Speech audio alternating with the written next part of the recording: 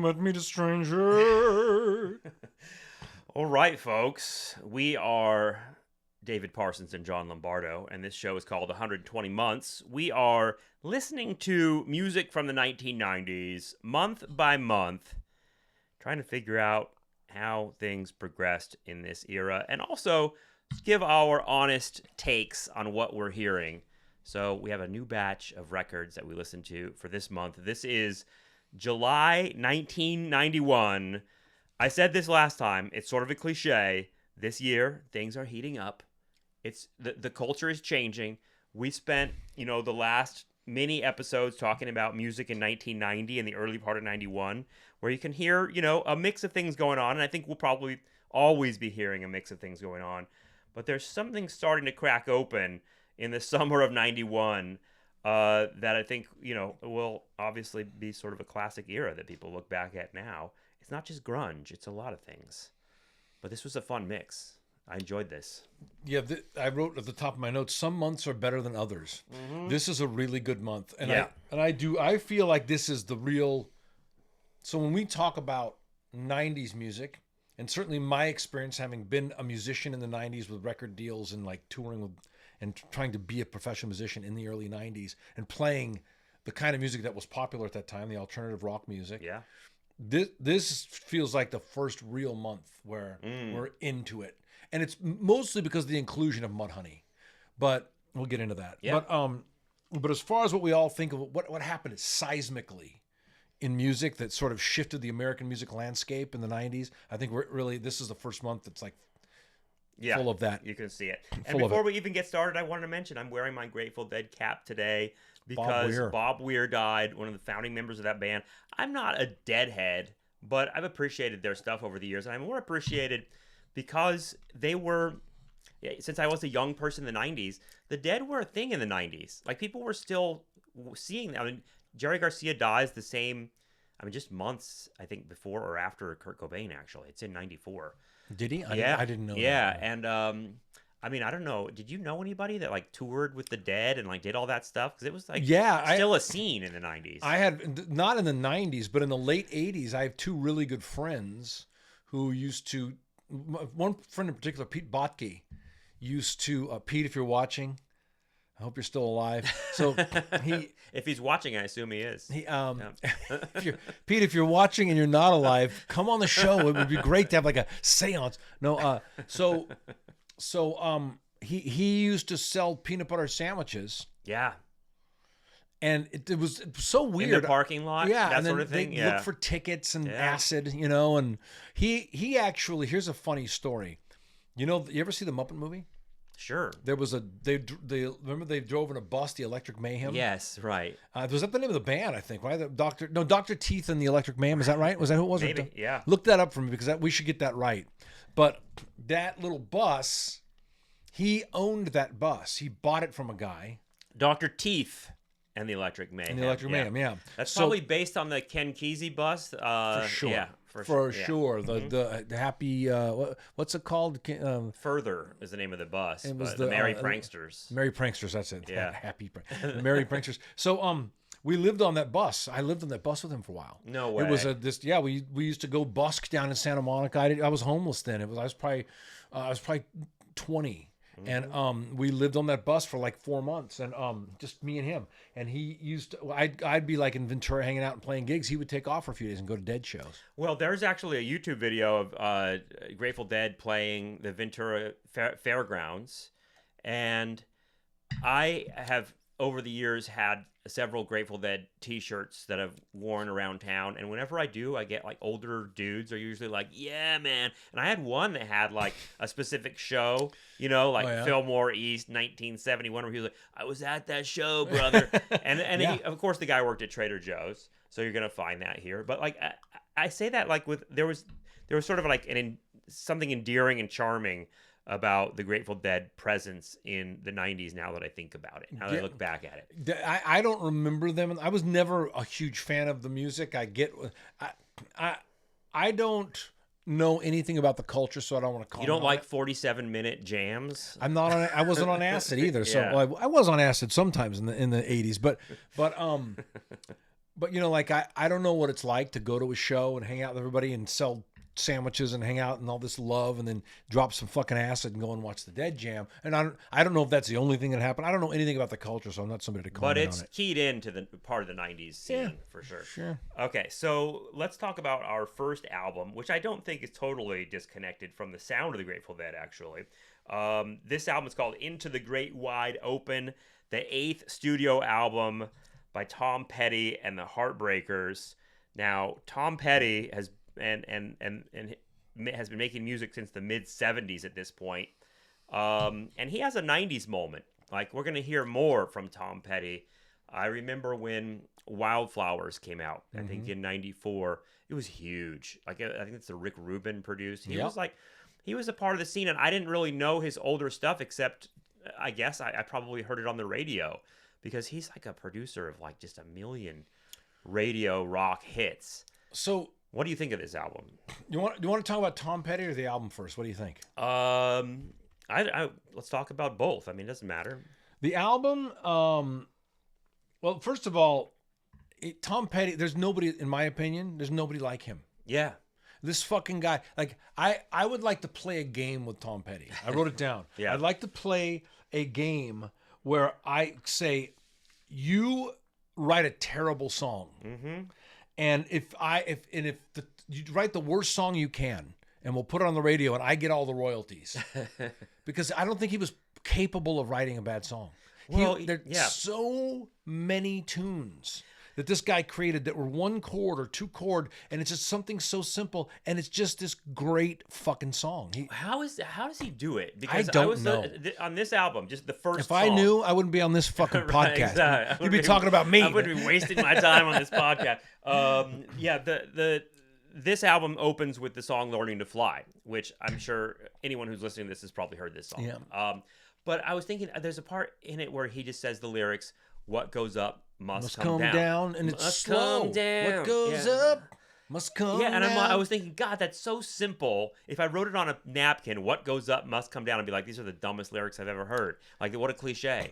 And yet he makes it work. He makes it always cool. He makes it cool. He's not he can turn anything into a hit. I don't think he was capable of writing a bad song. I don't know how he does it. It is quite baffling. And to me, I wrote a list of perfect songs that Tom Petty's written. Oh, he's got a million. The Waiting, Even the Losers, Here Comes My Girl, Refugee, Even If You're Sick of It, Free Falling. Dude, that's an incredible song. So, and you could go on and on and on. He's just written all these perfect songs.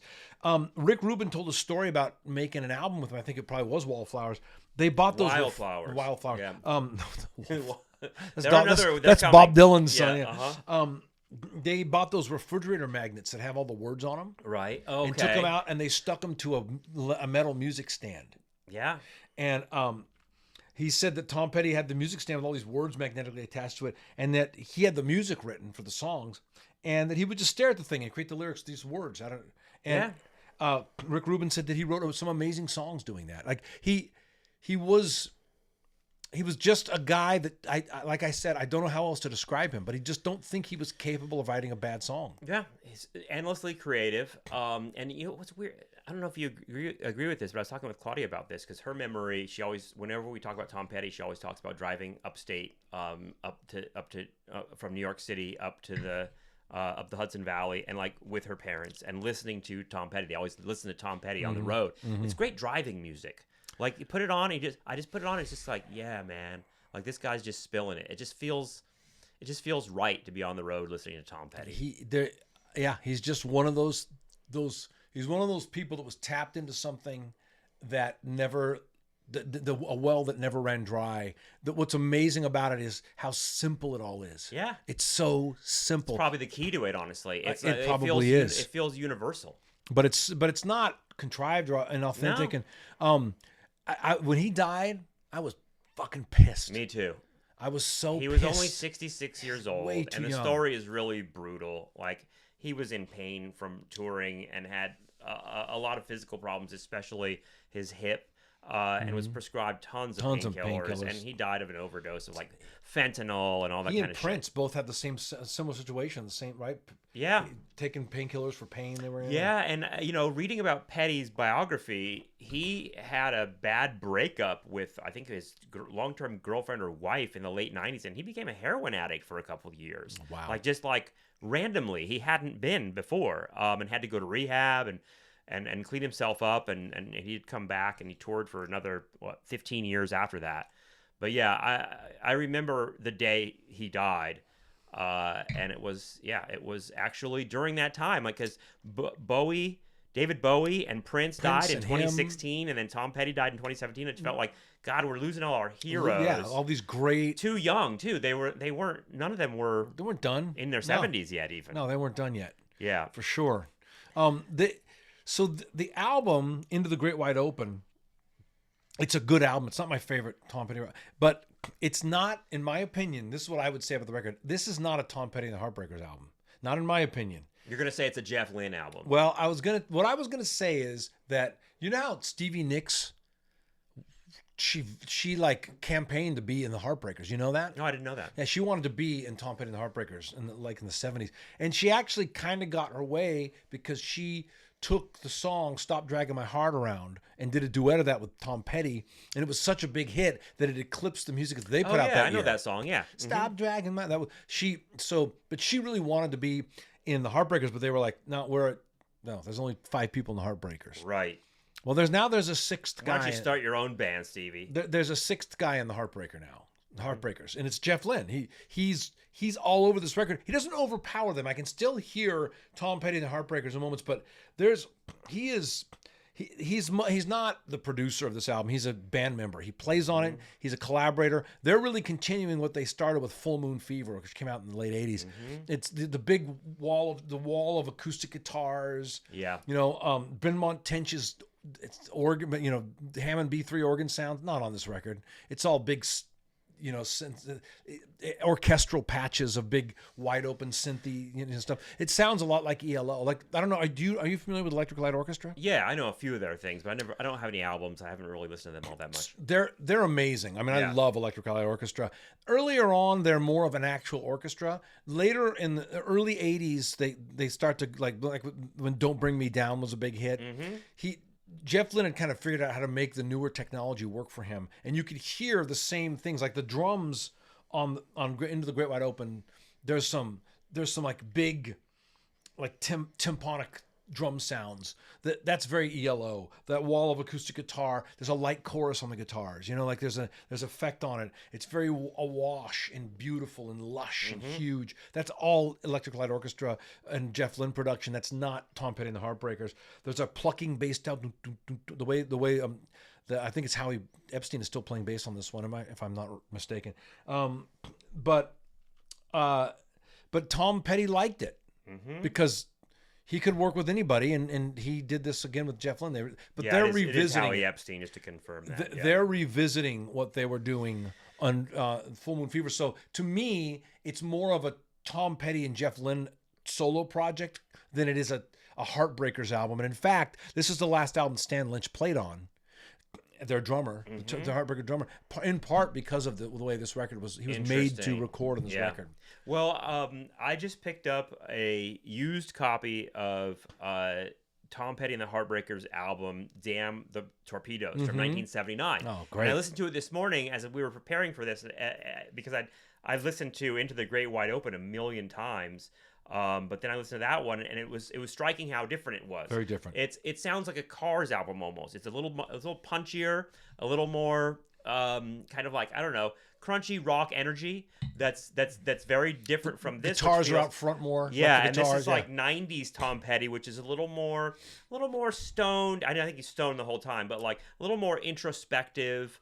Kind of softer, kind of exploring more. It almost reminds me of the Rhythm of the Saints Paul Simon album. He's older. He's exploring like different tones of like emotional places with his song ideas, rather than like the sort of like younger stuff of Refugee and all the hits that are on the late '70s and early '80s albums. So I felt like this album from '91 is sort of like on its way to Wildflowers, on its way to a sort of softer tone. I like all of Tom Petty's stuff, though. I have a soft spot for him. Like I said, if you're watching and you know a shitty song that Tom Petty wrote, tell us what it is. I want to hear it. I've never heard a song by him that I didn't like. You know, my least favorite Tom Petty song that was a huge hit was "Last Dance with Mary Jane." Right.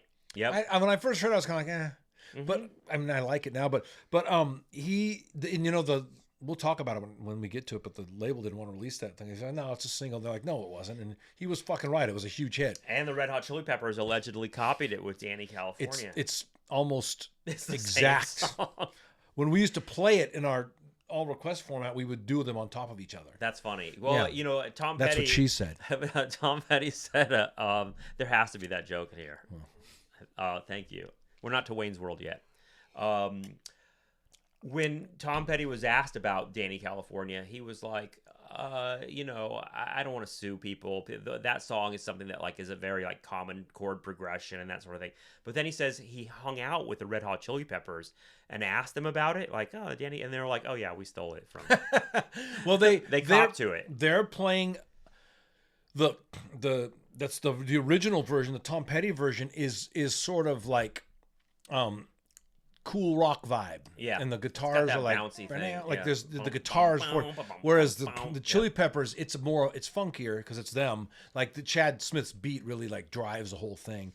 But it is the exact same chord progression and in the same vocal tempo. Yeah. But getting back to Into the Great Wide Open. Yeah.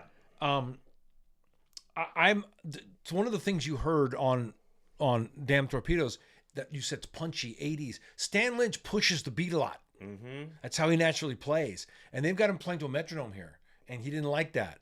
And they didn't like him not playing to a metronome. And that's why he left the band. I'm on Team Stan Lynch. I like the stuff where he's allowed to, like, it's got a little bit more of a natural feel.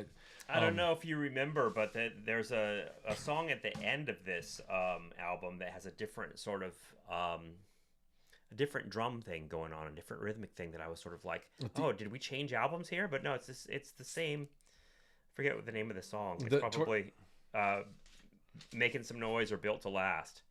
I was sort of, you can go back to it. I was surprised. It has more of like a, I don't know. It has a deeper drum sound than the other song. Because you're right, the rest of it is sort of monotonous. It's been the production and the vocal are the star of the show. Yeah. And then Mike Campbell has his moments, All the Wrong Reasons. There's a song here called All the Wrong Reasons. It sounds like and I've never heard Tom Petty do something like this, but it sounds like somebody said we need another Free Fallin' on that song. Like it just really feels like the same thing. And then I love that in the song Into the Great Wide Open, he says, you know, our A&R guy said, I don't hear a single. Yeah. I was like, that's something that we've touched on this show a lot. I'm sure he's heard that before. The need for a single, but also, like, you know, some bands aren't fucking playing that game. I mean, Fugazi is a good example. Do you think Fugazi were sitting around being like, oh, which one's going to be the hit single here? Doesn't seem like that was their game. Like, was Fugazi even on the radio or MTV? They weren't even, that was not the world they were living. Right. They weren't making videos and releasing singles. No, yeah. So that's like it's one part of the game of making music. Tom, you can't blame what we're talking about all on Jeff Lynne. Mm-hmm. Tom Petty, he started. So you see Jeff Lynne as a weakness more than a strength here, it seems like. Now we're getting down to a matter of tastes. Yeah. I am a fan of Electric Light Orchestra. I love them. I listened to their music a lot when I was really young. And Jeff Lynne was this hot shit producer right before, like at the end of the, he did Full Moon Fever, he did Roy Orbison's record, he did George Harrison's record. He was in the Traveling Wilburys and produced all that. So he was like this, he was having a moment at this time. It's definitely a particular avenue of music. It's just a preference thing. And I prefer older, pure Tom Petty Heartbreakers rock band than the Jeff Lynne product. It's just a preference. But before, Tom Petty was playing around and flirting with pop production before Jeff Lynne. Do you remember the song the song "Don't Come Around Here No More." Yeah, of course. It's all he did that with Dave Thomas of the Eurythmics. It's very, if you listen to it, it's all the only thing that's rock and roll on that song is the vocal. Right. It's all electronic drums and synthesizers. Yeah. He wrote the song. Man, who did he write that song? Look that up. That'll be an interesting thing. He wrote the song for somebody. My brain is saying Cyndi Lauper, but I don't think that's right. He wrote the song for somebody else, and he demoed it and worked on it with Dave Thomas, and he liked it, so he kept it. Yeah. It says the original inspiration was a romantic encounter that producer David Stewart of the Eurythmics Dave Stewart. had. I'm sorry. Did I say Dave Thomas? Yeah, I was like, isn't that the Wendy's guy? He's flipping burgers. I'm thinking, and he's fucking making great music with Tom Petty. But the reason my brain said Dave Thomas, I'm thinking of the comedian from SCTV. Oh yeah, right. Who was in the part of the Bob and Doug McKenzie. Right. I'm sorry, Dave Stewart of Eurythmics. I'm so sorry, Dave Stewart. If you watch this, I apologize for getting your name wrong. Dave Stewart of Eurythmics had a relationship or romantic encounter, we'll call it that, with Stevie Nicks. And it says, there's a long story here to this song. But he wrote the song. Did he write it about that? They were going to give the song to somebody else. Yeah. Right? I'm looking. I'm trying to figure it out. But I don't see it. That's going to drive me crazy. Yeah. So anyway, he was doing things that he was exploring things that were less, straightforward 5-piece rock and roll band and more pop oriented before he started working with Jeff Lynne. Okay. You want to hear a crazy story? Yeah. Is it Tom Petty oriented? Yeah. When he was working on Full Moon Fever, he said, we're doing this. He called Howie Epstein and said, I'm doing this song. And you want to come play bass on it? Because Mike Campbell played all the guitars on Full Moon Fever. So he goes, you want to come play bass on the song? And Howie was like, yeah, send it over. And he listened to it because I didn't like the song. So he said no. And that song was Free Fallin'. Like he missed out on a fortune in mechanical royalties, performance royalties. I bet he feels like an asshole. He talked about it in the Tom Petty documentary. But oh man. Well, the thing is, it's hard to tell, right? I mean, if some guy walked into the room that you didn't know and said, hey, I'm going to play a song for you, and it's like a song I wrote, would you be able to necessarily be like, oh, this is going to be a mega hit? You know what I mean? Like you might, and it might have to do with your mood that day. You know what I mean? You might just be like, I can guarantee you that I would have gotten most of them. Like, no, it's not. Have I ever told you my joke that I used to tell my ASCAP guy? Like, you should start a record label and hire me to listen to music, and if I don't like it, sign it. It'll be huge. Right. Yeah, for sure. I'm looking up. It's going to drive me crazy. I hope you can edit this out. Who wrote the song? Or why the song was written? Just, let's see here. They're searching.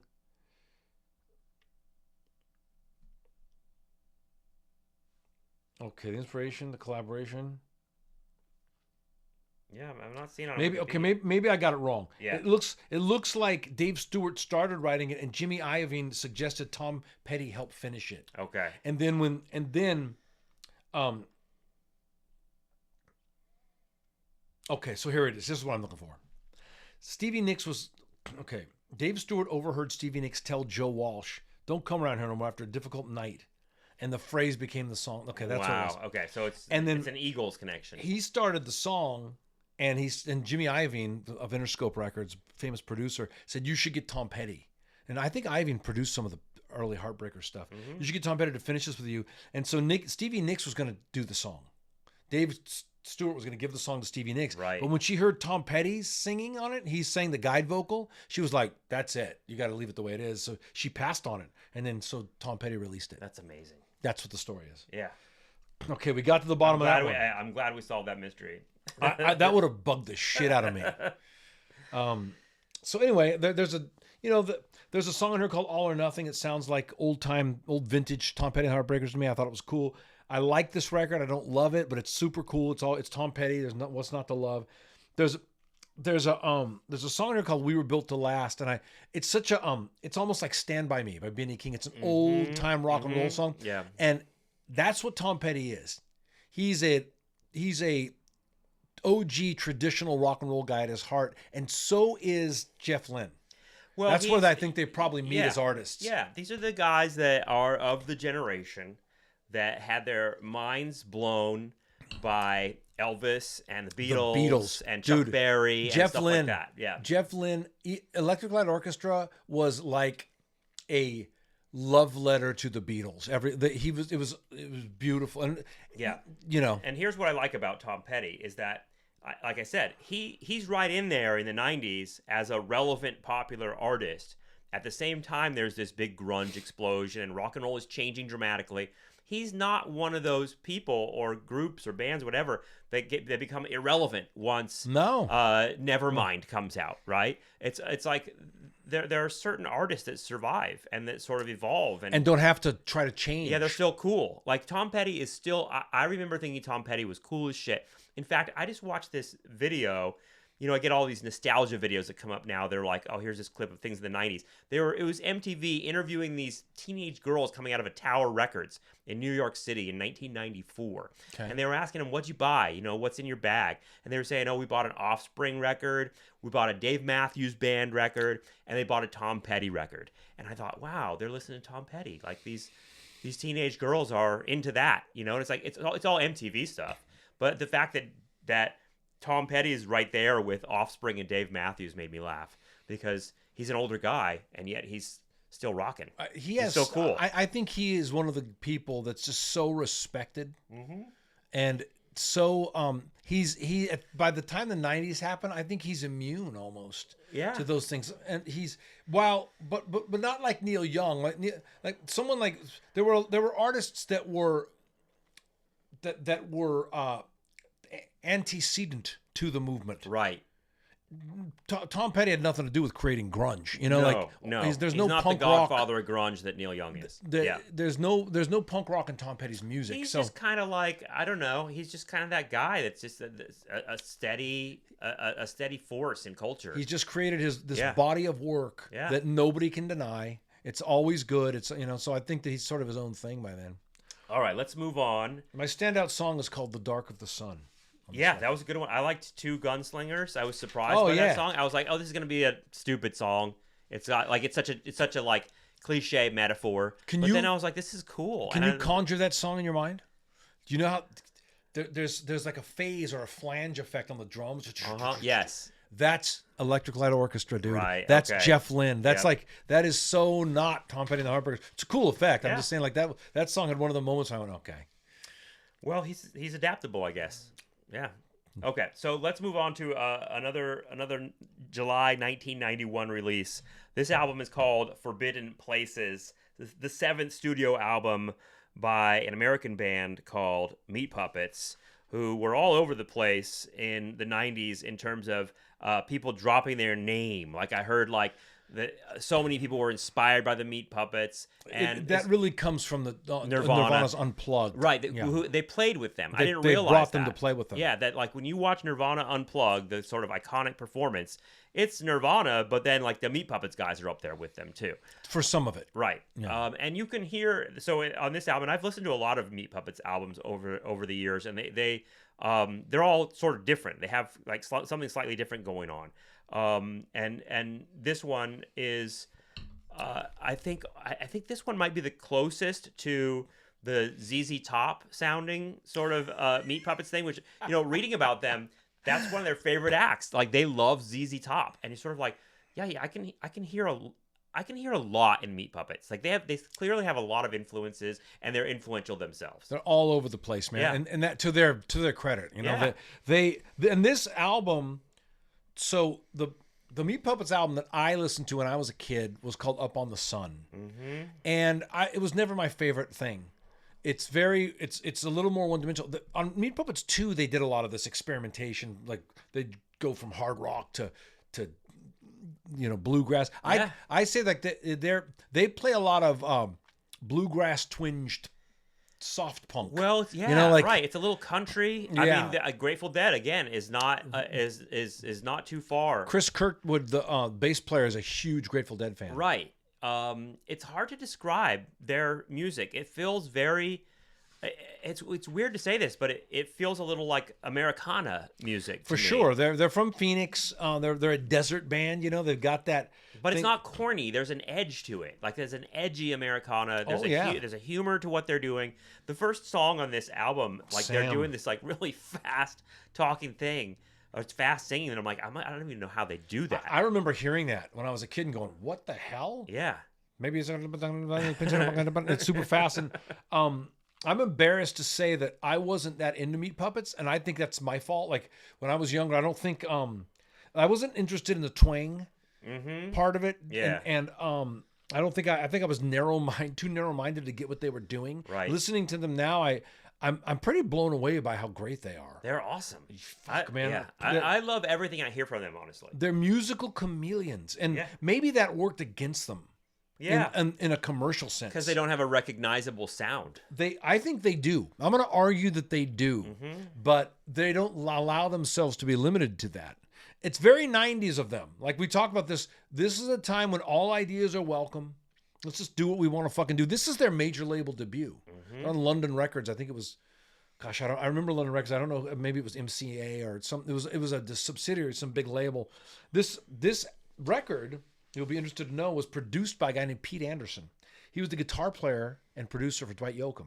Ah, interesting. He actually saw them play at McCabe's Music Store with Dwight Yoakam. That totally makes sense, dude. Yeah. Yeah. Because, I mean, when we talked about Dwight Yoakam before, I was like, Dwight Yoakam's a little bit different. Like, there's sort of a punk edge to what Dwight Yoakam was doing. It might not always come through in, like, the studio stuff you hear. But a raw thing. Yeah. He's kind of an edgy dude. This guy produced Roy Orbison, Michelle Shock, Jackson Browne, and Dwight Yoakam. And he was doing someone at London Records. He was producing this tribute to Hank Williams Sr. for London Records. And one of the guys there goes, "Well, we just signed the Meat Puppets. You want to produce their record?" And he had seen them play with Dwight Yoakam and hung out with them. And he was like, "Yeah, I would like to do that." And they said, "Really?" And like they only paid him like a fraction of what he typically gets paid. But he produced the record. He said, "All I did was make sure they were in tune, and I sort of edited them a little." But he is the first one to say Kurt Kirkwood is a genius. And he said they're great songwriters. But he kind of let them go wherever they wanted to go in this record. This record's crazy. The first 3 songs are completely different genres. Yes. Like Sam is like this weird cowpunk, and he's talking really fast. And it's then almost they got go a Primus thing to it. Yeah. A little bit. Yeah. And those fast riffs, like he's such a good guitar player. And then Nail It Down is like a ZZ Top. Nail It Down. Like it just sounds like bar rock to me. It starts with the organ. It could be Deep Purple, man. It's like heavy rock with the organ. Yeah. And then it ends up like there was a type of blues that became kind of popular in the 80s, like bands like artists like Robert Cray, Stevie Ray Vaughan. Yeah. It ends with this like Kurt Kirkwood is doing a serviceable fucking blues jam. Right. That's what I mean by bar rock. I think he can sort play of like that blues rock, and the way he's singing too. It's like, well, this is not. And then this day is like this psychedelic. It's like guitar dream. pop, like 3-chord alternative guitar pop, and they do all of it well. Yeah, you know, it's interesting. But there's such texture to their music, and it's always surprising. Like I don't know what's coming next. And then that's what I love about it. And then Open Wide is like Motorhead. Yes. Right. You know, once again, he's got a little bit of effect on the guitar. It's not quite, Motorhead, but once again, it's like they're not limited in what they can do at all, and they don't limit themselves. And I think that's really cool. I really enjoyed the record. But it does make me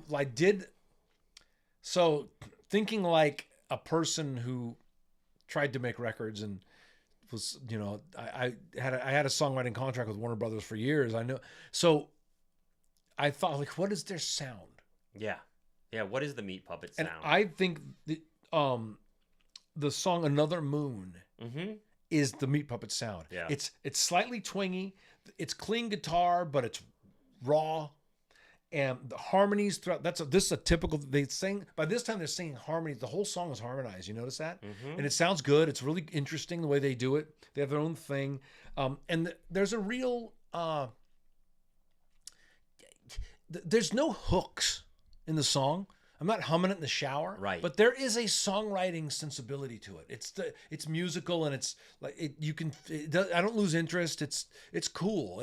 They're very unique. Yeah, it's sort of deceptively complex music in a way, because it's like you said, it might not stick with you in the sense of a hook, but it sticks with you in sort of how haunting it is. Like, I want to go back to it always. Yeah. I want to remind myself of, what are they doing here? It's just always surprising. It always takes turns that I don't expect. And this isn't even my favorite of their albums. Like, I have, agree. Yeah, they have other stuff that I like a lot better. They have a song. But at I really enjoyed this. The end of the record. That's how it goes. That could be like a Gene Autry song. Sometimes they go full on Cowboys by the Campfire. Yeah. And then to Motorhead. You know, they're very accomplished. I call what they do bluegrass tinged prog rock. You know, because there's they riffs. remind me a little bit of Ween and a little bit of Primus and these other bands that are like, it's almost like a certain type of sardonic humor and attitude and position towards the music scene, towards, the American project, whatever it might be. These guys are they seem like intelligent guys. Oh, yeah. That are sort of smart asses a little bit, but they're poetic. And I love them. They're great. Meat Puppets They're not are awesome. like they care. They care about it being great. You know, right. They and I think that's maybe part of this. All that we're talking about, the diversity of and the eclecticism of what they're doing musically. I think maybe that's where the name of the album comes from. They're going into forbidden places. They've been this band that's lumped in. They're on SST Records. They have to have been lumped. They toured with Black Flag, and they opened up for Mother Love Bone, or maybe Mother Love Bone opened for them. But they almost Soundgarden. But they didn't have radio hits. Never. Right. Never. I think and that I feel like they're well respected. They had a song called "Some Things Never Change." Oh, Backroads, okay. or that was on the radio a bit. But they did finally tour with Nirvana, but they're going to be lumped in with this group of musicians. They do not belong with them. They're something else. They're their own thing, really.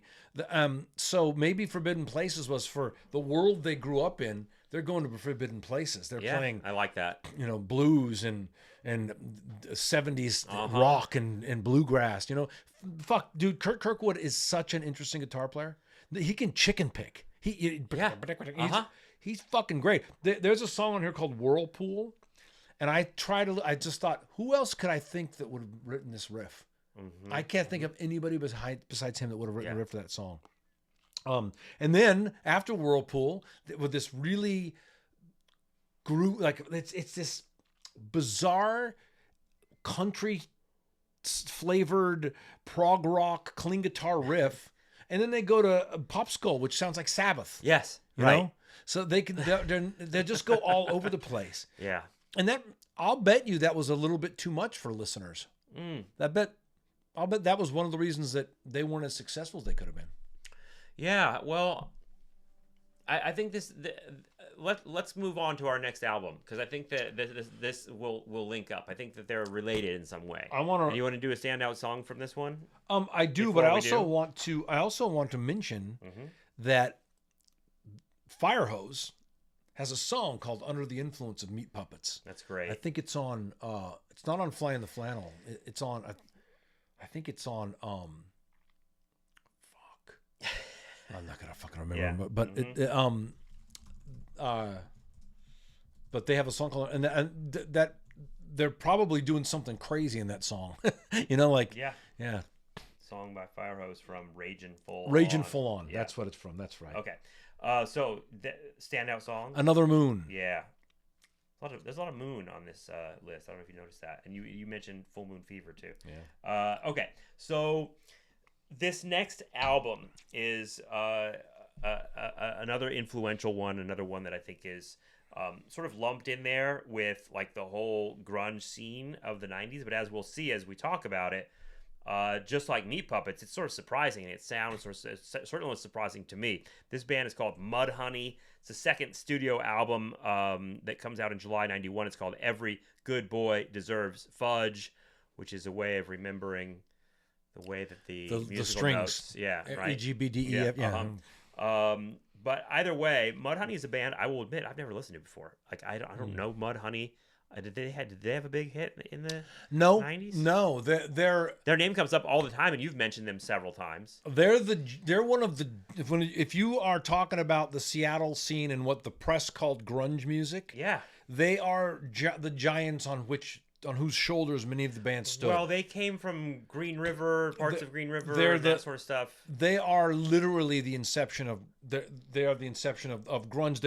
They're like just steeped in the legend of the Seattle scene from the 90s. Green River was Steve Turner, Mark Arm from Mudhoney, and it's Stone Gossard and Jeff Ament from Pearl Jam, from first Mother Love Bone, then Pearl Jam, and they were the first band. Well, we'll get into that. Okay. They released they were the first full album released on Sub Pop. Depending on who you ask, in 87 or 88. The Sub Pop had done a couple of compilations before that, but Green River was the first band. Jonathan Poneman and Bruce Pavitt scraped together like $5,000 to make this record with them. And as soon as the album came out, the band broke up. According to some of the guys in the band, they may or may not have been at a Jane's Addiction concert. And Jeff Ament and Stone Gossard were like, "This is fucking amazing."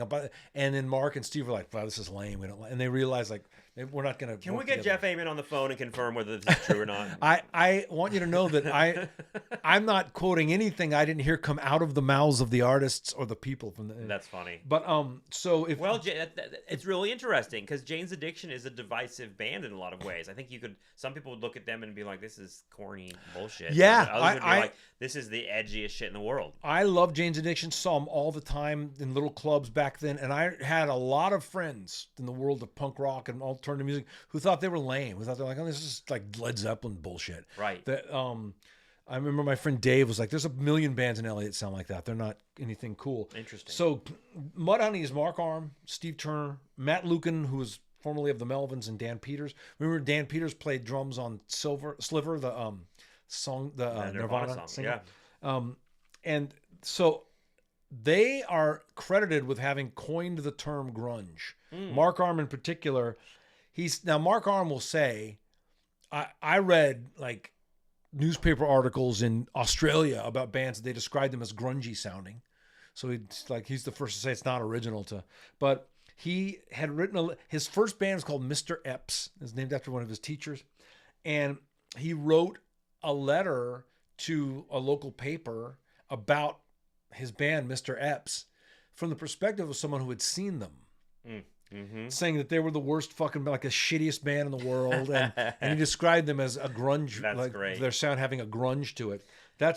So it's interesting what you're saying there because grunge is being described as like an aesthetic property of the music itself. Because whenever I think of grunge, I think people in general in pop culture will think of grunge as also the looks of the guy. The guys look grungy. You know, they had dirty hair and they wear fucked up clothes and they just sort of like look like they crawled out of the sewer and are ready to play some sort of like broody music for you. But what would you say is the sound of grunge in that sense of like, why are they saying, oh, it's grungy music? Well, it depends on the artist. So the grunge and follow-up question, do you think this album by Mudhoney, Every Good Boy Deserves Fudge, belongs in that category? Like, is it a grungy album?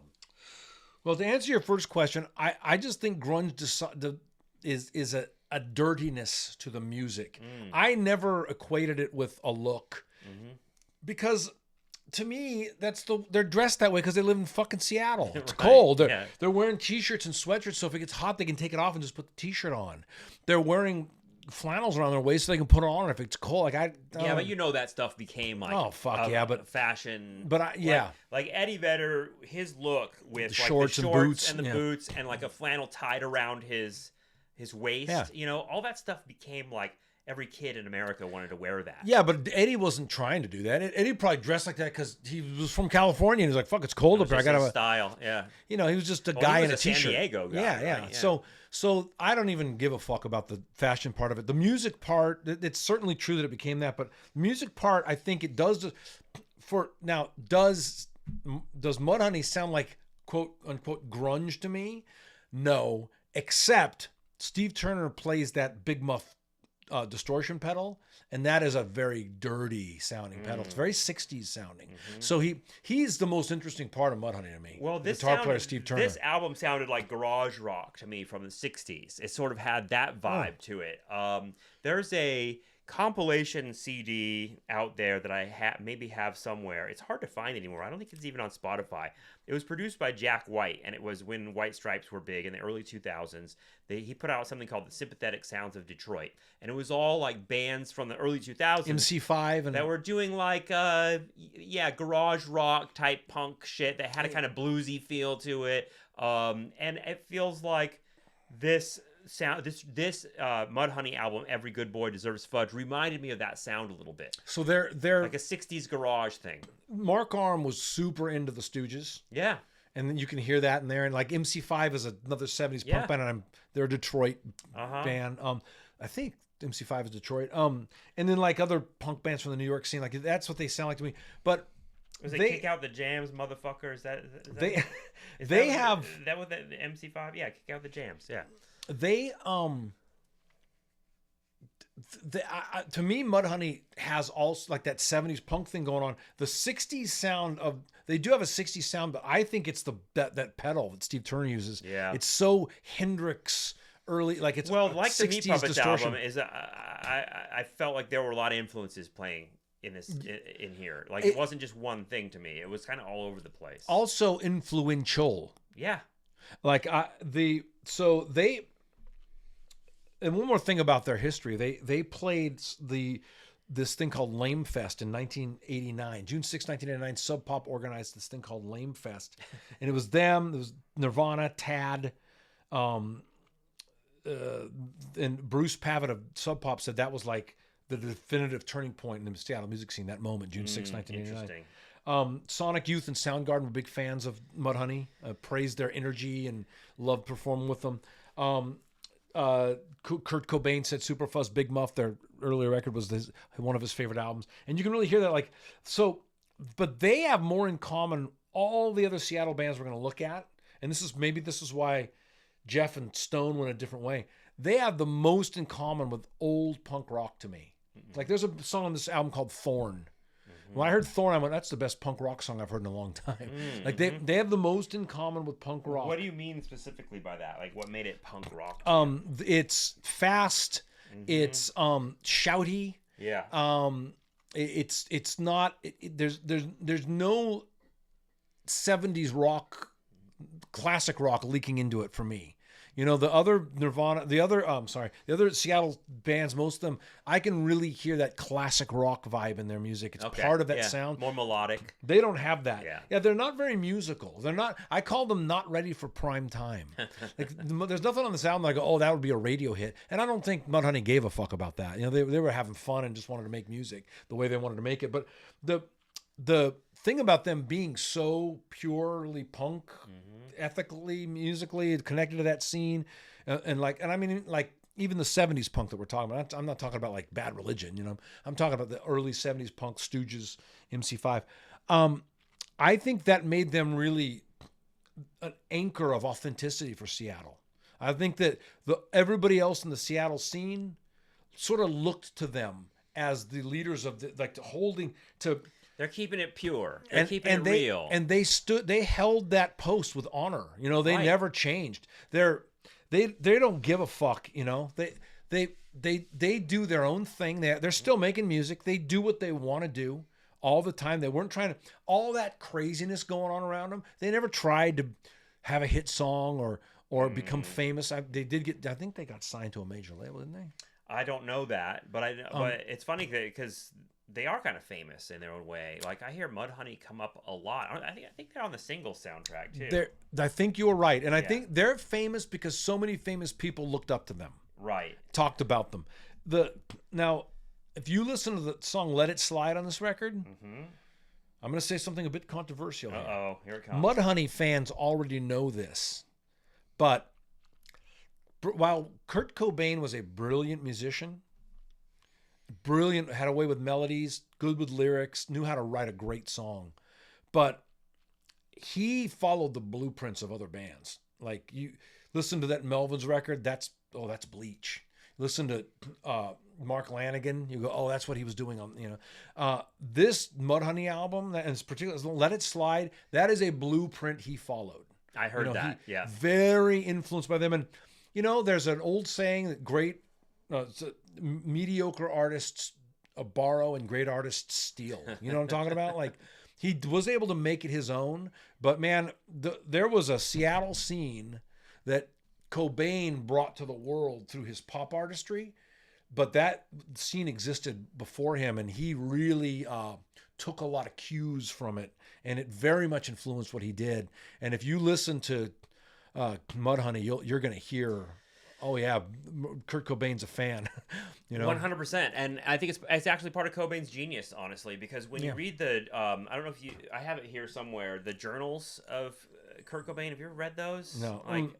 It's like his notebooks and stuff like that. Oh, I've seen it. Yeah. I haven't read it, but I've looked at it. It's kind of incredible because you get to see his thought process. He wrote a lot down, and he wrote a lot down about the music he liked, and he was very, very meticulous about curating what the vibe of the band was going to be, what kinds of things they were going to do, what kinds of things they were not going to do, what they were sounding like. Like, he was someone who thought a lot about constructing what Nirvana was going to be. It wasn't just tossed off. He didn't just go, I'm going to, yeah. It's someone who sort of like absorbed so much of his influences and sort of wound the punch up, if that makes sense. Well, we're going to talk about this a lot in a couple of months. Right. So, yeah.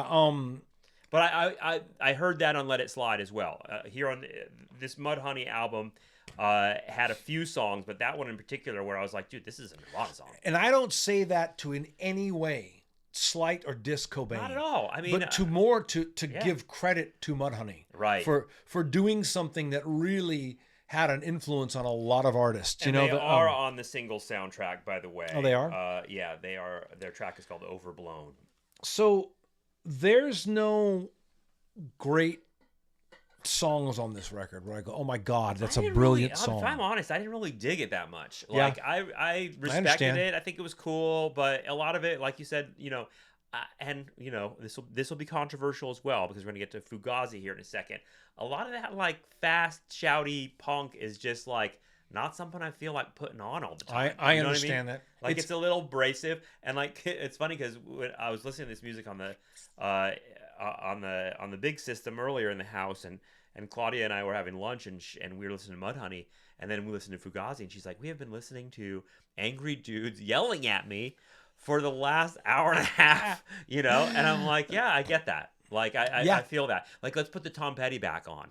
Because there's something like, maybe that's just getting older. I don't know what it is. I don't feel that way. Yeah. Because I have such a connection to that kind of music from my childhood. Totally. But I totally get it. I don't think that there are cool ideas here.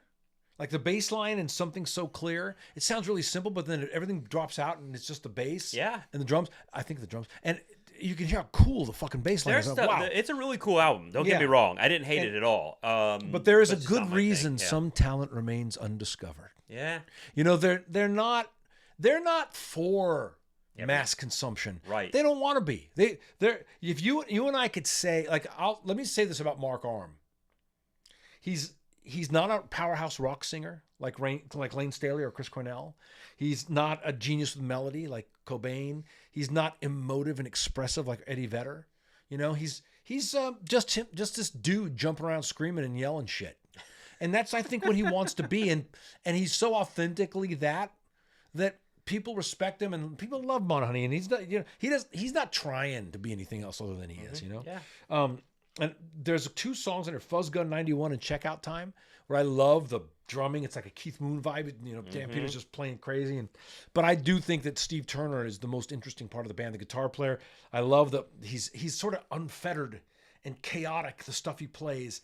He's got that big muff sound, so dirty and 60s and crazy loud. And I dig it. It's very vintage, but it fits somehow. And I found myself mostly drawn to the guitar playing in the band. But, I think it's a cool record. I really like Don't Fade 4. The guitars are out of tune, and there's this goofy delay on the vocals. And I think that's their spirit. They're just like showing up and plugging in and having a great time. And that I was in a lot of garage bands. I totally vibe with that. I think, but will I ever listen to this record again? I don't know. Yeah. It's interesting and creative. I agree with you that the last couple songs I really enjoyed where they were going with the sound. But yeah, I think that Mudhoney is like I hate to put it this way, but kind of like a footnote within the larger musical history, because of the way that they like are sort of absorbed into other things, if that makes sense. And the guys are from other bands too. I mean, it's part of the lore as well. The only place I would disagree with you on that, once again, we talked about this and we got in a lot of trouble for saying this before, but it's not their music that's influential. It's them, who they were in that time and place, and what they inspired. And yet, when you look at, when you thinking about this particular album, this is on the list of 1001 albums you must hear before you die. Pitchfork included the album in their list of the 25 best grunge albums of the 90s. Yeah. And they're well respected by critics and other musicians. Yeah. I mean, Spin Magazine said every good boy deserves Fudge was Mudhoney's declaration that they didn't need grunge to survive. Yeah. And if their timing proved to be a bit off, their musical instincts were faultless, and it's one of their very best albums. So, maybe I'm an outlier in the sort of world of music criticism likes this stuff and thinks it's important. Those journalists, yeah, they want to sound cool like they're into Mudhoney. Right. Trust me. Yeah. But so you're not entirely wrong. They don't listen to it either. You're not entirely wrong. But I do dig the vibe. Think it's very courageous, authentic music, and I think that you have to give a lot of credit to how many incredible artists this music did inspire and influence. I respect it, but I don't like it. Well, my standout song is "Who You Driving Now." Okay. All right, John. So it's time to talk about a band that I know how you feel about them. So very biased. We'll just get right into it. This next album is called "Steady Diet of Nothing." It's the second studio album by the band Fugazi. And we listened to Repeater a couple. When you say second studio album, you're not counting 13 songs, right? I have no idea. I'm just reading. Okay. I'm just reading what Wikipedia says is their second studio album. Well, okay, I guess that's true. Sorry, go ahead. Sorry. Repeater, you said you picked it as your number one album of 1990. So how does this one compare? I was just thinking about this. I'm going to get boring. Yeah. If it's my number one album, 1991. But you're going to get boring? What was all that other stuff then? Thank you for tuning in, ladies and gentlemen. This podcast is over. You're going to get more boring is what you're going to say. Okay. Well, yeah, I mean, so this is, first of all, I think the phrase "steady diet of nothing." Yes.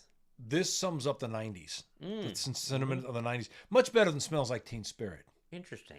Yeah. And I always used to joke that even though this is before Nevermind, we used to joke that the kid on the cover of this album, looking out, from behind, that's the Nirvana baby grown up. Right.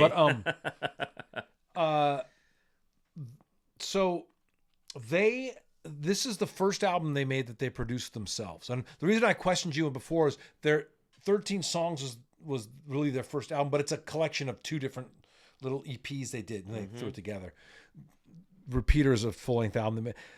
So they produced this album themselves. There's a guy named Don Zientara. He's a legendary producer they did this in a legendary studio called Inner Ear Studios in Virginia. And it's very near to Washington, D.C. And that's where like Minor Threat made all their records, and Jawbox, and I think Bad Brains. And so Don Zientara is this legendary producer and engineer, or just engineer at that studio. So he's the engineer on this. But Ted Nicely produced 13 songs and Repeater.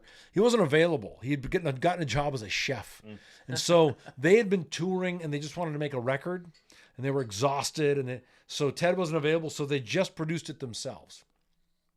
And it was very tough for them to make this record. They didn't really know how to do that. They had needed help before. And they say something very interesting here. So Guy says, it was a tough record for us to make. It was our first attempt at producing and mixing ourselves, and we didn't feel like we had a really good handle on it. We were really tired from touring.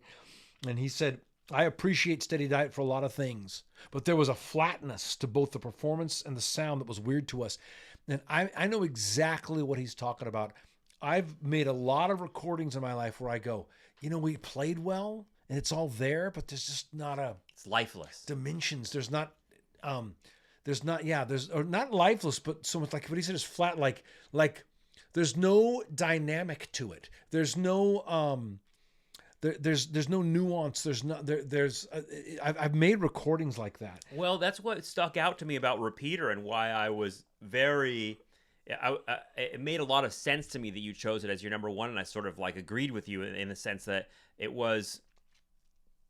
had that element to it. It's Repeater grabs you from the beginning. From the beginning, it's so interesting, and so does 13 Songs. Like, we didn't get to do that record, but there's a song on that album called Margin Walker. It was the first Fugazi song I'd ever heard. Fuck, man, Margin Walker. If you listen to Margin Walker and you don't go, "What? This is so cool. What is this?" You're a fucking idiot. Mm-hmm. So, and then Ian MacKaye, the singer-guitarist, he said it was like we were walking on eggshells, trying not to offend each other. No one would say, "Turn your guitar down," or "Turn the drums down." See, this is very interesting insight into this. No one is in charge to say that hi-hat is too loud. Right. Well, what if I piss off the drummer? Yeah. If you're that guitar player and you want to say, "Turn my guitar up," you sound like an asshole. So they would have benefited from a producer. Oh, for sure. Like. Yeah. He said it was like he said, no one wanted to say, "Turn your guitar down" or "Turn the drums down." So we ended up getting a democratic mix. A lot of times democratic mixes equal bad mixes. And I feel Steady Diet is a classic example of us being very conservative, although a lot of people think it's our best record. Isn't that interesting? I am in that camp. I think it's their best record. After all that. Why is that? Because of the music. I just feel like Fugazi is the greatest post-punk musical experience of all time.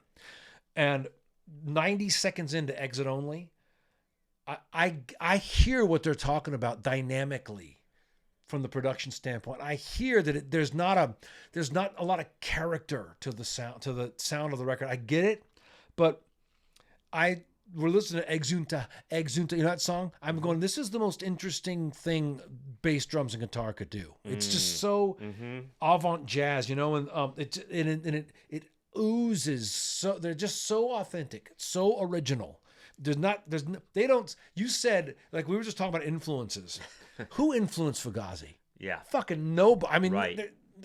They're just making it up. There's a primitive element to it. Like they just walked in the studio and picked these instruments up. There and is a and primitive. Something came out of them. Yeah. There is.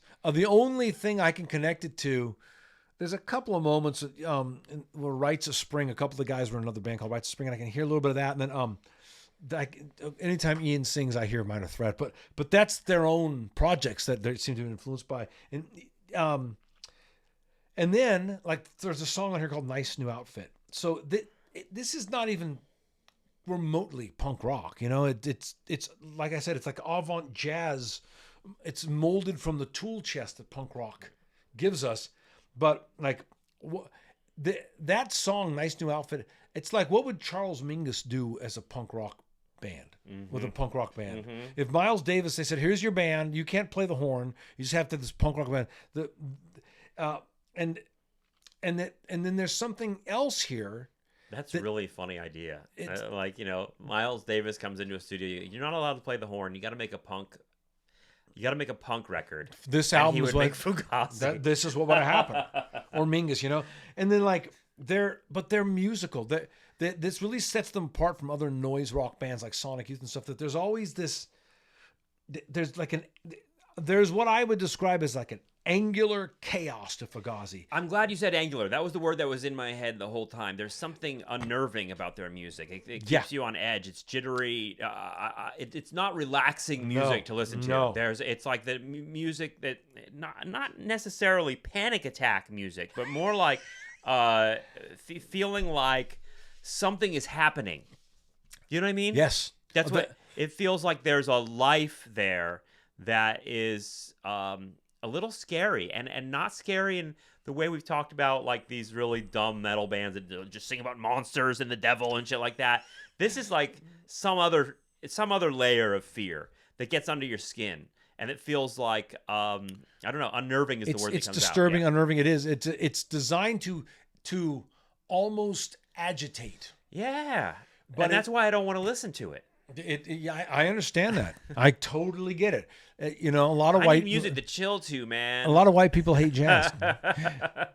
Yeah, well, either different kinds of jazz, right? Yeah. Because the in the history of jazz, I think this connects to Fugazi because the bebop guys that start doing this sort of like the Coltrane stuff where they're just blowing a million notes and it's really dissonant sometimes, and it's like it becomes like avant experimental, and you're sort of like, God, it's driving me crazy to hear it. Not everyone is into it. There's another sort of avenue of jazz that's much smoother and much sort of like music you play while you're at a dinner party type of thing. Yeah. And so, the birth of what's called hard bop in the 1960s, people like Art Blakey and Miles Davis does some of it. So does John Coltrane, honestly, where they're playing like more music that's influenced by R&B, soul, gospel, blues. Sort of, it's a little more accessible. Yeah, it's a little. It's got more a structure. Nice to listen to. Yeah. But some people are really really into that bebop shit. That's just sort of like, here's us fucking playing like just arrangements that are going all over the place, and that kind of stuff I think is that's the kind of stuff that's more like you think while you're listening to it, it's like the music for the intelligentsia that are sort of like, that's interesting. It's provocative. Right. It's intellectually provocative. You can't dance to it. Yeah. Well, I danced to Fugazi. How the fuck do you dance to Fugazi? In the clubs. Dance to Fugazi? No. I think someone made a video of this. You know how, like in the Peanuts Christmas special, all the kids are dancing all weird on stage? That's Fugazi to me. If you want to know how to dance to Fugazi, watch a video because Guy dances to Fugazi on stage. But I think you're right about I would compare them to that type of jazz. This feels very improvisational to me. It always does. It feels like they just started jamming and it's not like got out the lyric book riffs. No, but there is musicality to my ear in it. For sure. They can make exciting instrumentals. They're one of the few bands, in my opinion, that can make exciting instrumentals.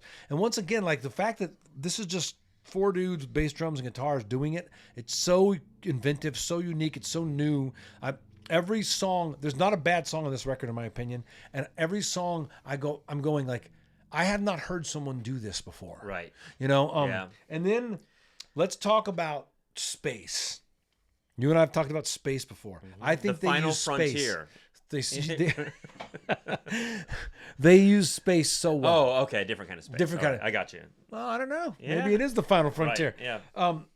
I think that this album has the best 6 minutes and 10 seconds of music, of alternative rock music produced in the 1990s. And where is that? Where is that 6 minutes and 10 seconds? It's the beginning of the song Long Division. Mm-hmm. It starts with a very simple guitar thing. Ba-no-no-no-no. Breathe. Ba-no-no-no. Super simple. And then the drums come in. Mm-hmm. And then the bass comes in over it. The drums and bass underneath that repetitive guitar thing, it's majestic, man. It's so beautiful. The bass line is just brilliant. It's so gorgeous. And then I really do think that he has, Joe Lawley crafted one of the best bass lines of that era. And then the lyrics, now this song's about relationships, okay? I'm not your villain, not your adversary. I'm not your reason to crack and divide. Now that's about a relationship. It's brilliant. I love the way it's written. But it seems prescient for our age too, of social media. Like everybody else's reason to divide.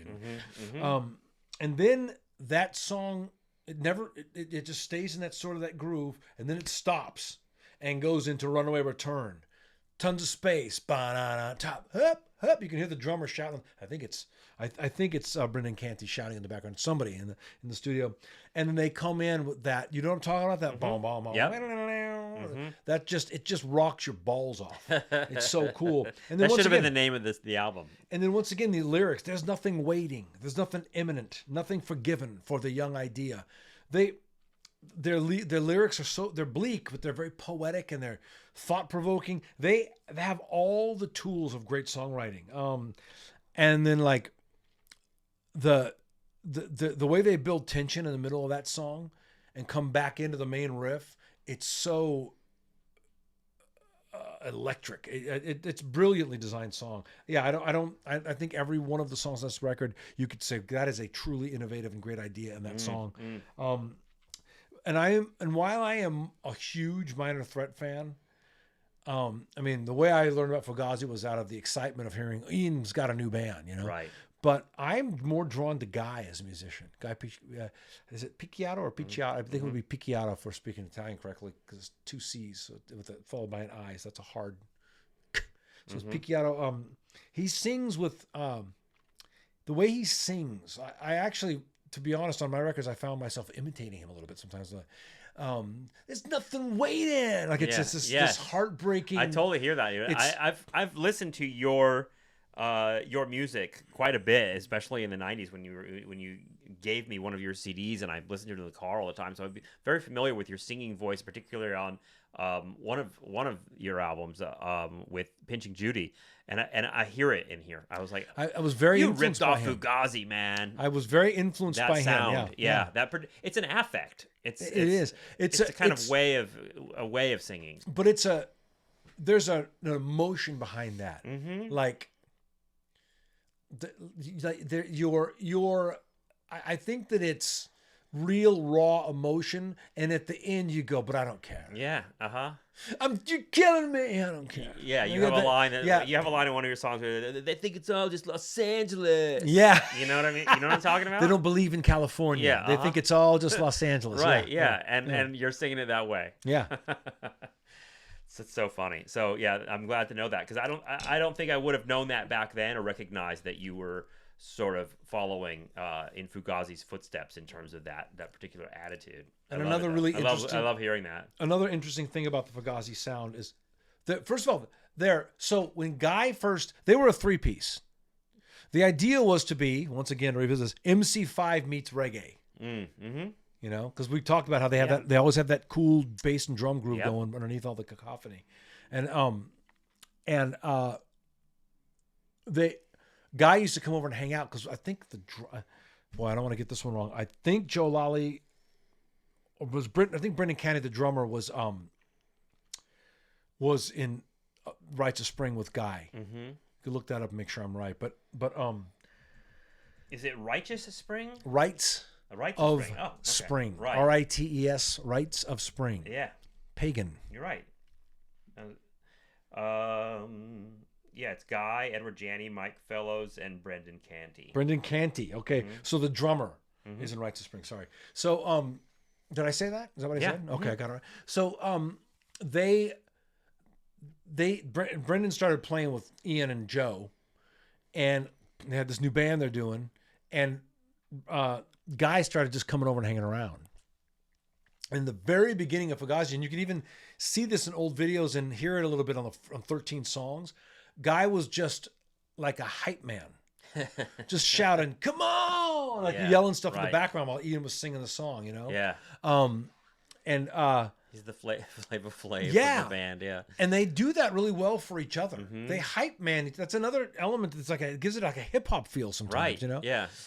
So they have a lot in common with music from like black urban music, in my opinion. Yeah. I hear jazz, avant jazz. I hear hip hop in their approach really as much as I'd love to think more about that. It's an element of the music that I hadn't considered, but it makes a lot of sense.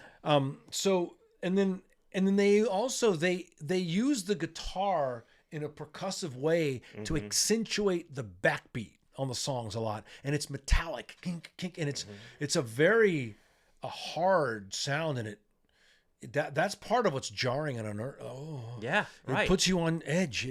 I love what they do, man. I think they are insane geniuses. We get it. You like Fugazi, Jesus. My standout song is "Runaway Return," but listen to the whole album. Okay. So you didn't care for it? No, it's not that I didn't care for it. I didn't like it as much as Repeater. Okay. But hearing you describe the way these songs are constructed and their approach. Like I hear more of what you were talking about at the beginning of like the lack of a producer, the lack of the flatness of this a little bit. You know what I would say? Mhm. I think I wonder if you'll follow me on this. I think Repeater has better songs, but this is a better record. That makes sense. Yeah, totally. Like it hangs together more. It's more of like a piece. I don't know. From start to finish, I'm just glued to it. Okay, so we got one more album. Is Fugazi going to return in the 90s? We're going to hear more of them. So their next record, I might argue that's a better record than this one. Each one we get to, you're going to be like, like, on the Kill this Taker. is the greatest Fugazi. Like, you're lacking consistency here. Yeah. But I'm going to, spoiler alert, this Steady Died of Nothing is definitely going to be my top 10 albums of the decade. I would. Of the decade. Of the decade? Yeah. Okay. Yeah. Wow, I would be disappointed if it wasn't, I guess. Okay, so we have one more album to talk about for July 91. And that is an album called World Outside, the 7th studio album by the English rock band, the Psychedelic Furs, who had a million hits in the 80s. And this is one of those that goes in the category, I think, for us of say goodbye to the 80s a little bit as we're moving into the 90s. I love a lot of the Psychedelic Furs stuff. Me too. This album doesn't have any of the sort of like life of a lot of their big hits, even though I really enjoyed listening to this album and I always appreciate their sound. I think it was a great way to say goodbye. Yeah. I like the record. Yeah. Because they had, if you recall, so they have an album called Forever Now. It's one of my favorite 80s records. It was produced by Todd Rundgren. The single off it is Love My Way, which is a great song. I love that song. Yeah. And they were kind of Love My Way. Yeah.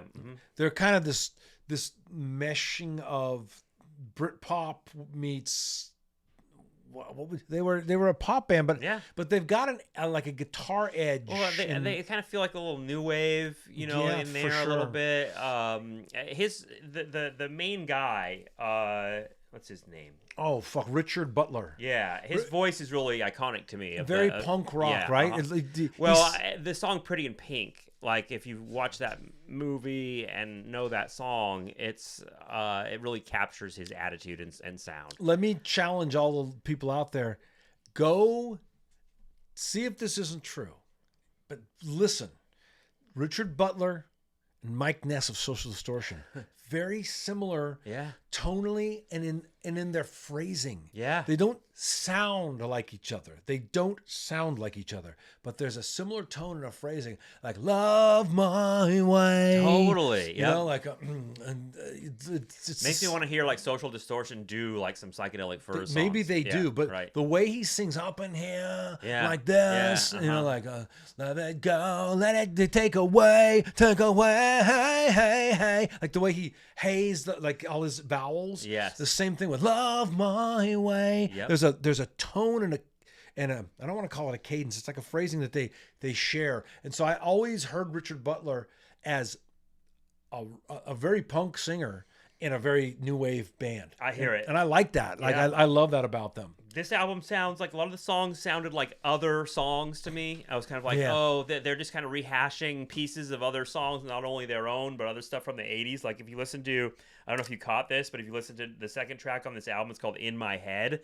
It sounds like my Space Age Love Song by Flock of Seagulls. It even has the little really? Which is, I know that because Space Age Love Song is, I think, my favorite of that genre of 80s rock songs. I did write in my notes that was a classic Psychedelic Furs tune with great, cool, shimmering 80s guitars. Yeah, that's what I totally. said. So yeah, it sounds like but it's also kind of like, okay, we've done this. It's to me it makes sense that they took a long break after this. Well, because they had done so much. Like they're just much.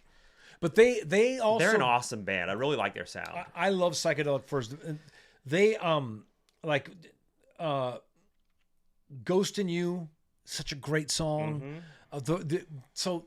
Something happened to them though. This is relevant to what I think of this record. John Hughes used their song "Pretty in Pink" obviously in a movie, and I can't. Was it Molly Ringwald who was into it? Mm-hmm. Yeah, and so that movie became so popular that they re-recorded the song. Remember? Yeah. And that's like with the saxophone player. And then they had that became kind of their, that sort of glossy 80s sheeny pop sound became their sound on songs like Heartbreak Beat and stuff like that. Remember that? Heartbreak Beat. And they had the saxophone, and it was kind of like it got cheesy. It got a little corny. Yeah. And I feel like this record, there's no saxophone. Right. And I think it's a return to a early 80s more new wave sound, and I love it. I think it's cool. Well, I mean, you know, they come from like the post-punk 80s scene or late 70s, early 80s scene that like Susie and the Banshee are part of. Yeah. And we said that, you know, what's interesting is I think it was the last episode we talked about the Susie and the Banshees album that came out, Superstition, in 91, that she went like with an electronic producer, and they had like drum machines and stuff like that. It seems like Psychedelic Furs went the other way here. They're like, let's go back to our roots of just like being a rock band. And I think that's really cool. I think this works a lot. I do too. There is a single that did pretty well on this record called Until She Comes. Yeah. But I didn't ever hear it. It wasn't familiar to me. So it feels like this feels like a bit of a return. Like there's a song on here called Don't Be a Girl. It almost sounds like The Cure. Yes. You know, the guitars, and there's some Latin percussion on it, which is something Robert Smith would do. And I like the use of the cellos instead of the saxophones. And then one thing that the Psychedelic Furs have never sounded like to me is psychedelic. Isn't that interesting? But on this one, there's some keys on a couple of the songs that do sound a little psychedelic, and I think it's a cool album.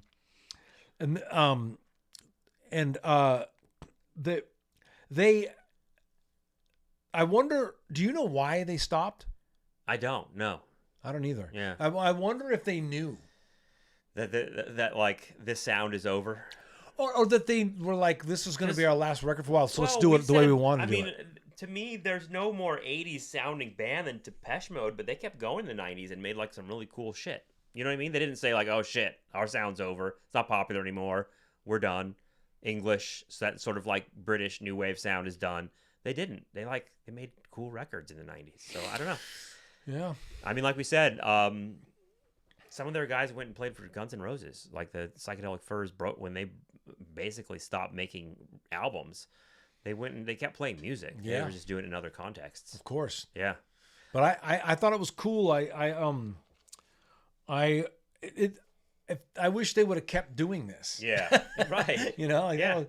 Well, they're still out there. They're still. They came to Ventura. They were here not too long ago. A couple months ago. I didn't get to go. Okay, so if I threw Fugazi out for this month, which would be your other favorite album? If you had to pick a number one, if Fugazi is not in the mix, I know that would be your number one. This month, yeah, hands down, it's Meat Puppets record. Really? Oh yeah. Yeah.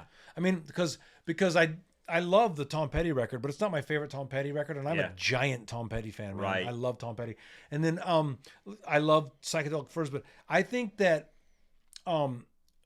so with all these other artists, Mudhoney, they're who they are. Fugazi is like, you know, this thing that I have an unfair appreciation for. The other three artists on here, they're making records that may not be their best record. So that one was the most interesting to me. Yeah. You know? Mm-hmm. But I have, before we go, Yeah, what about you? What's your favorite record for this? Well, it's the Tom Petty, and you know, I was thinking about this in the context of our silly little videos we've been doing with this or that, where we make each other like pick between two bands we love, and I realized like what criteria you're applying when you're really doing that. You know what I mean? Like a million different things. But to me, what ends up happening is I pick the two things: the albums and bands that are like closest to my heart. You know what I mean? Yeah. Like the ones that are just like, oh, that's a part of me. Like when I go to my grave, that should be in the casket with me. Like that CD or that particular band, or they feel like a part of who I am. There's that part of it, but there's also like, what do I actually listen to? Like what would I put on? And with the Tom Petty, of these 5 albums, I am most likely to listen to the Tom Petty many, many times for the rest of my life. More so than any of the others, even the Meat Puppets, which I think is my second favorite. I also think that says something about why you listen to music. Yeah. Because I would only put that Tom Petty record on if I didn't want to think about the music. I would put it on as background. Right. Because it's enjoyable. But on a trip, I would not want to be focused on that record. I would lose interest. Interesting. Yeah. Whereas Meat Puppets but I listen to like how records are made, and I'm listening to what the drums are doing. And like At this point in my life, I'm interested in comfort and nostalgia from Yeah, my music. I get it. You know what I mean? I Where I'm get like, that. I put on Tom Petty, and I'm like, yeah, like thank you for being here. You know what I mean? Oh, I know exactly. Like, it just feels what so you mean. warm. Like, I did, man. About 6 months ago, I was on a long drive, and for some reason I didn't have access to music, and Even the Losers came on the radio, and I almost cried with joy. I turned it up like, oh, thank you, God. You know, yeah, right. because that song came on, I got to listen to 3 minutes of a reprieve from the fucking drive. But yeah, but I want it. For me, that song is Lady in Red. Like, if that one comes up, I'm serious. Lady Yeah. in Red by Chris de Burgh. Yes, that song. There is like we said, like the Desperado song for you from Seinfeld, where you're like, you have to stop. If Lady in Red is on, everything stops for me, and I'm listening to Lady in Red. I don't know why that fucking is. It's just ingrained in me. I'm glad you told me that, because that confirms all my suspicions that you are the lamest person I've ever known in my life. Yeah. No, I want to. Should I share Elvis Cost Hell No? You know, we said that last time when we stopped recording. I said that, and I looked it up. No one else. There's one instance on the whole internet of someone else saying Elvis cost hell no. Oh, really? There is? Who said it? Right. It's just on some 16-year-old discussion brat board. Yeah. But I'm gonna add one, which would be Mud Hell No. But it doesn't work quite as well. Yeah. I'm gonna play something. A guitar demo. Yeah, love it. I'm gonna play something for you. Play us out. I'm gonna want to know. Well, this is relevant to something. Okay. I want to know if you know who this is. Okay. And then I'll tell you why I'm playing it. It goes like this.